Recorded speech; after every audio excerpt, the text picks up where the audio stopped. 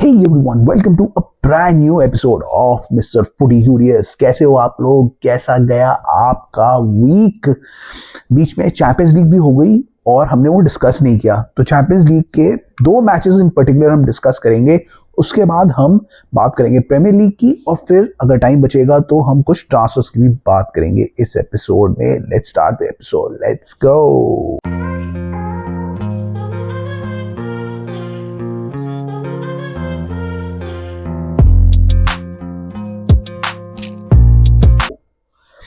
तो दो matches important गए चैंपियंस लीग में। क्विक मैं अपना समराइज रिव्यू आपको दे देता हूं।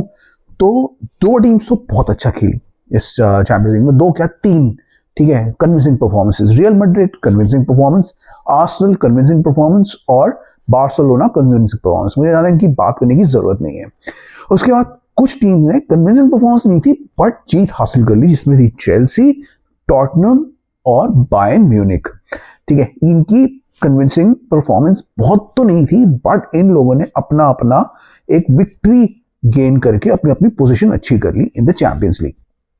अब हम बात करते हैं दो टीम्स की जिनकी परफॉर्मेंस बहुत ही खराब गई और मैं अपना ओपिनियन दे देता हूं कि क्यों गई उनका।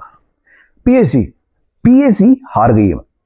क्यों हार गई? क्योंकि पीएसजी में एक बहुत बड़ी प्रॉब्लम हो गई है इस सीजन, स्पेशली वो देखने को मिल रही है कि वो चांसेस बनाते हैं, क्रिएट बहुत करते हैं, लेकिन वो अपनी चांसेस को ना कन्वर्ट नहीं करते।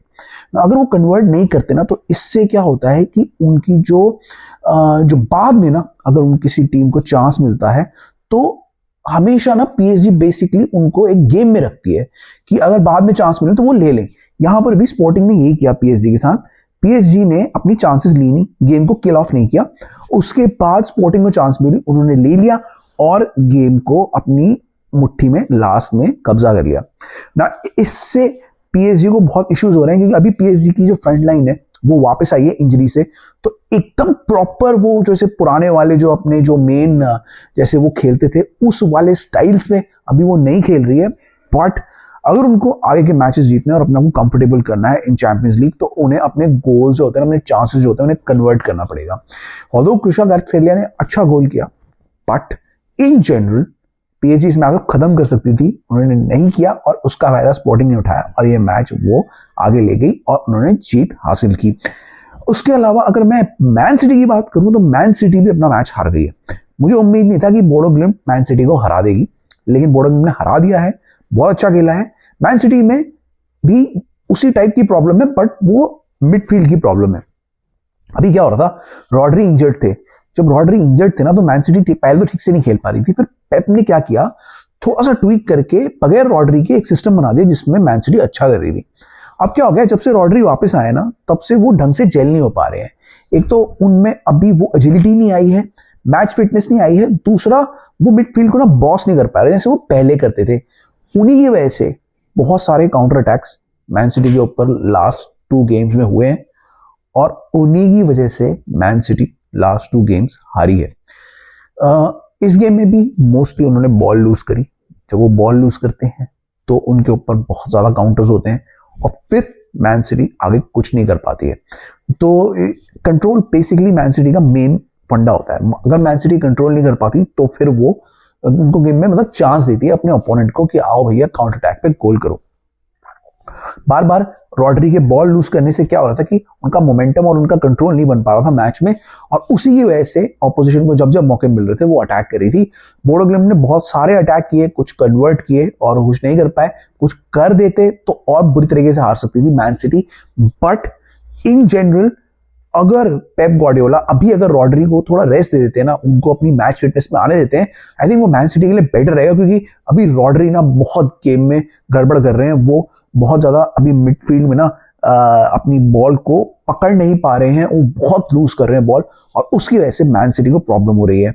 तो लेट्स सी अगले मैच में पेप क्या करेंगे। But right now without Rodri man city will be a better team. I think Rodri next match में शायद ना खेले। तो ये दोनों खामियां रह गई इन टीम्स की, खामियां रह गई इन टीम्स की जिसकी वजह से दोनों हार गए। इससे क्या हुआ है, लास्ट वीक जो है ना, लास्ट राउंड रॉबिन जो मैचेस हैं वो बड़े इंटरेस्टिंग हो गए हैं क्योंकि 2 से लेके 15 तक सारी की सारी टीमें 1 या 2 पॉइंट में पीछे हैं। तो जो जो अपनी टीम जो अपना मैच जीतेगी ना लास्ट गेम वीक में, उनको एडवांटेज रहेगा और वो आगे जा सकती है। विल हैव टू सी कि कौन आगे जाएगा, क्योंकि कोई भी जा सकता है टॉप 8 में ऑटोमेटिक क्वालिफिकेशन के लिए, और फिर कोई भी जा सकता है प्लेऑफ में। So we'll see what happens in the next round of Champions League, basically last round. तो बड़ा मजा आएगा, उसमें देखेंगे कि क्या होता है। तो ये था चैंपियंस लीग का छोटा सा मेरा मतलब रिव्यू, ठीक है, मैंने अपने थॉट्स रखे थे। अब बात करते हैं प्रीमियर लीग की। प्रीमियर लीग के मैचेस क्या हो रहे हैं, अपनी प्रेडिक्शन दे देते हैं क्विकली, ठीक है, और फिर बड़े मैच की भी तो बात करनी है, और फिर उसकी बात करते हैं। सबसे पहले वेस्ट हैम सनडरलैंड। वेस्ट हैम सनडरलैंड में सनडरलैंड जीत जाएगी clearly. West Ham are not a good team right now, although वो लास्ट मैच खेले थे अच्छा, but they are not a good team, and Sunderland ज्यादा कंसिस्टेंट टीम है उनसे, तो I think Sunderland will win the match. उसके बाद है फुलम वर्सेस ब्राइटन, जिसमें आई थिंक फुलम ब्राइटन में से बेटर टीम ब्राइटन है, बट क्योंकि फुलम के होम ग्राउंड में मैच है तो प्रोबेबली फुलम भी जीत सकती है। मैं इस मैच में बोलता हूँ 2-2 ड्रॉ हो जाएगा। आई थिंक दोनों टीम्स अटैक में अच्छी है, डिफेंस में इतनी अच्छी नहीं है, और आई थिंक दोनों गोल करके ये ड्रॉ कर देंगी। Burnley versus Tottenham, again Tottenham के लिए बहुत इंपॉर्टेंट मैच है। लीग में वो बहुत ही गंदा खेल रहे हैं, चैंपियंस लीग में तो अच्छा खेल रहे हैं, तो आई थिंक उनको बहुत जरूरी है मैच जीतने। तो अगर मैं अपना बोलूं तो ये मैच मुझे लगता है आई थिंक ड्रॉ हो जाएगा। ये मुझे नहीं लगता टॉटनहम जीत पाएगी। I will give it a 1-1 draw, again 1-1 draw दे रहा हूं मैं। नेक्स्ट मैच है Man City versus Wolves. Man City versus Wolves में I expect Man City to win. I think Rodri नहीं खेलेंगे इस मैच में, और मैन सिटी ये मैच जीत जाएगी 2 या 3-0 से। They will win the match, कोई प्रॉब्लम नहीं होगी। बॉर्नमouth वर्सेस लिवरपूल, इसमें भी आई थिंक लिवरपूल का पलड़ा भारी रह सकता है। रिसेंट में लिवरपूल आर लुकिंग बेटर, ठीक है, अभी भी फुल फॉर्म में नहीं आई है, but they are looking better. Hopefully I think इस मैच में वो दिखा देगी। अगर इस मैच में लिवरपूल ने अच्छा करा और जीत गई, तो इससे पता लग जाएगा कि लिवरपूल आर ऑल्सो थोड़ा थोड़ा नाउ बैक। मुझे लग रहा है Liverpool will win this match, क्योंकि बॉर्नमouth की फॉर्म ना अभी ऊपर नीचे हो रही है, ड्विंडल हो रही है। आई थिंक वो नहीं कर पाएंगे। 1-2 से लिवरपूल ये मैच जीत जाएगी। Crystal Palace versus Chelsea, again एक ऐसा मैच है जहां पर Crystal Palace are not looking good. Marc Guehi भी चले गए हैं, और उनके प्लेयर्स के साथ साथ उनके मैनेजर भी अभी खुश नहीं है। सो अगर कोई क्रिस्टल पैलेस को हरा सकता है, वो सिर्फ मटेटा हरा सकता है, वो चेल्सी को हरा सकता है, तो सिर्फ मटेटा कुछ कर सकता है। उसके अलावा मुझे लग नहीं रहा है क्रिस्टल पैलेस का कोई भी प्लेयर चेल्सी को इशू कर पाएगा। I expect Chelsea to win and keep a momentum going. Liam Rosenior के लिए, चेल्सी के लिए बहुत जरूरी है कि वो अपना मोमेंटम बढ़ा के रखे और आगे जाए। So let's see, I will give it to Chelsea. I think 0-2 से चेल्सी जीत जाएगी। नेक्स्ट है न्यूकासल वर्सेस एस्टन विला। ये मैच भी बहुत जरूरी है फॉर एस्टन विला। अगर एस्टन विला को दिखाना है कि वो टाइटल रेस में है, तो उनके लिए ये मैच बहुत जरूरी है। उनको ऐसी टीम्स को उनके होम ग्राउंड में हराना पड़ेगा, जो कि इजी नहीं होगा। न्यूकासल को उनके होम ग्राउंड में हराना it is not easy and will test Aston Villa. अभी एस्टन विला थोड़े से अजीब से फॉर्म में है अभी रिसेंट में, तो उनको उसको छोड़ के अपना गेम दिखाना पड़ेगा, and they really need to win अगर उनको कहीं पर भी आगे आना है with Arsenal and with Man City. Brentford versus Nottingham Forest में तो I expect Brentford to win. I think Brentford is a good player. good player कह रहा हूँ, Brentford are a good team. And Brentford अभी form में भी है, तो होम ग्राउंड में भी हो रहा है। I think सारी एडवांटेज Brentford के पास है। I think Brentford will win it 2-0. Aston villa का मैंने दिया था क्या? एस्टन विला का नहीं दिया था मैंने शायद। एस्टन विला और न्यूकासल में I'll expect a draw. 2-2 draw I'll expect. Arsenal versus man United की हम बाद में बात करते हैं। एवर्टन वर्सेस लीड्स में आई थिंक अगेन एवर्टन एक ऐसी टीम है जो जब उनसे एक्सपेक्ट करो तो अच्छा नहीं करते, जब नहीं करो तो कर लेते हैं। यहां पे मैं एक्सपेक्ट कर रहा हूं कि एवर्टन जीतेगी, तो देखना नहीं जीतेगी वो। लीड्स यूनाइटेड ये मैच ड्रॉ कर देगी, मुझे लग रहा है 1-1 ये ड्रॉ हो जाएगा मैच, या एवर्टन हार जाएगी। दोनों में से एक चीज होने वाली है। अब आते हैं बड़े मैच से बात करते हैं, Arsenal versus man United. Arsenal versus man United बहुत बड़ी राइवलरी है, ट्रेडिशनल राइवलरी है, और पहले ना इसका बहुत महत्व होता था, स्पेशली जब आर्सेनल भी डोमिनेट करती थी और मैन यूनाइटेड भी डोमिनेट करती थी। रिसेंट में क्या हुआ है कि इस मैच का इतना महत्व नहीं रहा है। क्यों नहीं रहा है? बहुत सारे कारणों की वजह से नहीं रहा है। एक तो कि एक टाइम में आर्सेनल भी बेकार टीम थी, मैन यूनाइटेड भी बेकार टीम थी, तो मजा नहीं आता था गेम में। फिर आर्सेनल बेटर हो गई, मैन यूनाइटेड बेकार रही, तब भी इतना मजा नहीं आता था। और टाइटल्स के मामले में और जो होता है ना पीएल स्टैंडिंग्स के मामले में भी इसका सिग्निफिकेंस इतना नहीं रहता था, क्योंकि ये दोनों मोस्ट ऑफ द केसेस में टाइटल में होती ही नहीं थी। मैन सिटी और लिवरपूल जीत रहे थे, फिर बीच में चेल्सी आ जाया करती थी। रिसेंट में आर्सेनल ने टाइटल कॉन्वर्सेशन में आना शुरू किया है। इस बार इस मैच का महत्व हो सकता है। मैन यूनाइटेड के लिए तो हो ही सकता है, क्योंकि उससे उनका मोमेंटम आगे बढ़ेगा। The way they played against man city, अगर वो आर्सेनल को भी ऐसे ही खेल के हरा देते हैं तो कॉन्फिडेंस जो आएगा ना मैन यूनाइटेड में, वो अलग ही लेवल पे होगा। Arsenal on the other hand, Arsenal के लिए ये मैच बहुत जरूरी है, जीतना बहुत जरूरी है, अपना मोमेंटम को बरकरार रखना बहुत जरूरी है, क्योंकि मैन सिटी एस्टन विला के मैच पहले हैं। वो अपने मैच जीत जाएंगे तो गैप 4 पॉइंट का हो जाएगा। अगर आर्सेनल को अगर कंसिस्टेंट रहना है और इस बार सीरियसली जीतनी है तो उनको ये मैचेस तो जीतने पड़ेंगे, और अपने होम ग्राउंड में तो उनको हराना पड़ेगा। Now on paper I will expect Arsenal to beat Manchester United, क्योंकि उनकी टीम ज्यादा बेटर है, they are well equipped to handle all sorts of pressure. But Manchester United under Carrick अभी बहुत अनप्रेडिक्टेबल लग रही है, कुछ भी हो सकता है, किसी भी टाइप की मैनचेस्टर यूनाइटेड देखने को मिल सकती है। और अगर मैन सिटी वाली मैनचेस्टर यूनाइटेड देखने को मिल गई ना, तो ये मैच बहुत ही इंटरेस्टिंग हो जाएगा, और ये बिल्कुल भी मतलब एक्सपेक्टेड आर्सेनल विक्ट्री नहीं होगी। या तो आर्सेनल हार भी सकती है ये मैच, या ड्रॉ भी कर सकती है, तीनों रिजल्ट्स खुल जाएंगे। सब डिपेंड करेगा कि फर्स्ट हाफ में क्या होता है। अगर फर्स्ट हाफ में ये गोललेस ड्रॉ रहा तो आर्सेनल के पास एडवांटेज रहेगी। अगर फर्स्ट हाफ में मैनचेस्टर यूनाइटेड ने गोल किया तो मैनचेस्टर यूनाइटेड के पास एक एडवांटेज आ जाएगी। अगर फर्स्ट हाफ में आर्सेनल ने गोल कर दिया तो फिर आई थिंक मैनचेस्टर यूनाइटेड का वापस आना इस मैच में बहुत मुश्किल हो जाएगा। सो वी हैव टू सी। मुझे उम्मीद है कि ये इंटरेस्टिंग मैच होगा after seeing the last match. But Manchester United का क्या होता है ना, मैनचेस्टर यूनाइटेड कभी अच्छा खेलती है, फिर वो कंसिस्टेंटली उस फॉर्म को कंटिन्यू नहीं कर पाती। तो क्या इस मैच में मैनचेस्टर यूनाइटेड उस फॉर्म को कंटिन्यू कर पाएगी, सब उन्हीं पे डिपेंड करेगा। अगर वो अच्छा खेल गए तो ये मैच बड़ा ही इंटरेस्टिंग होने वाला है। सो let's C what happens in the match.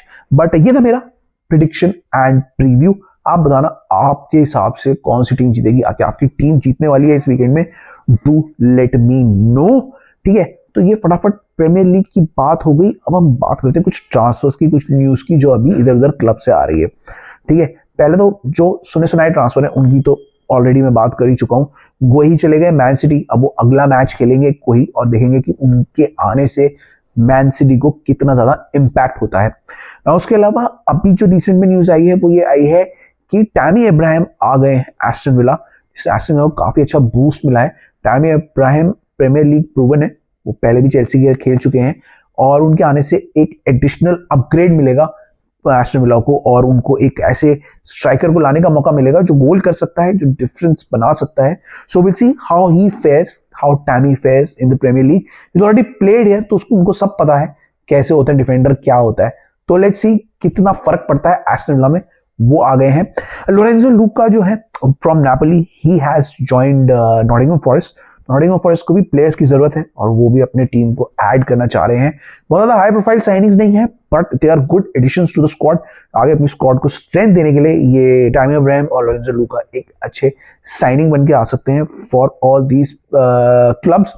उसके अलावा Chelsea are going for Douglas Luiz, जिसकी खबर आ रही है। डगलस लुइस टेक्निकली जो यूए के प्लेयर हैं, जो अभी लोन में है आई थिंक, और फिर वो चेल्सी भी लोन के लिए चेल्सी अप्रोच कर रही है उनको। Let's see what happens with this loan deal.